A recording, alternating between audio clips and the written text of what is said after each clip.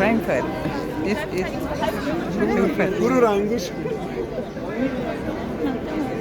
Bayar gambarnya 2 euro. Kaya pa na bergerak. Tapi berat ya.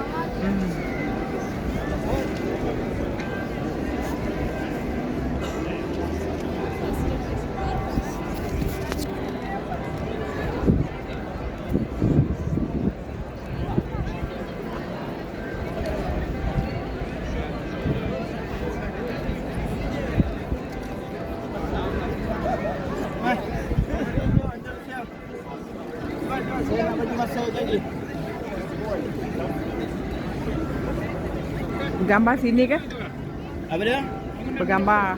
Kita ambil gambar. Ya, sebelum tu bagi saya cerita dulu. Tengok dulu. Mari. Andalusia, mari sini dulu. Nampak ya.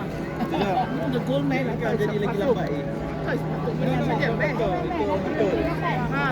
Mama dulu, jadi saya bagi masa ke gambar.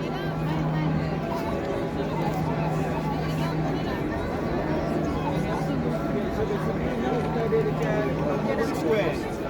Nama pun Square ni adalah kota lama. Kalau kita tengok kita ni dekat Belgium kan, dekat tengah ada. Ini dah dia untuk Jerman. Untuk Frankfurt, ini kota lama. So building yang kita tengok ni, inilah limited the actual building daripada dulu lagi. Kota ni daripada tahun 1405. Tempat ni. Daripada 1405 kan. So tempat ni pernah musnah Perang Dunia Kedua. The only yang survive adalah itu. Itu adalah apa nama Nikolai Church yang saja survive tapi dia masih survive.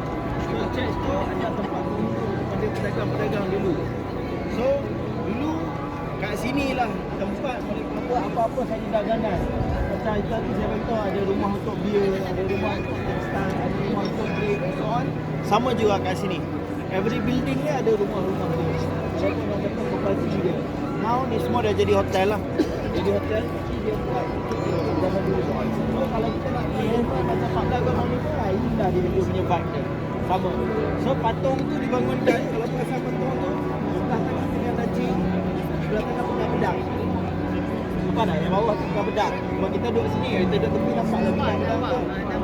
Okey, sebab apa? Dia nak tunjuk bahawa patung ni adalah pelindung kepada tempat ni. Dia berani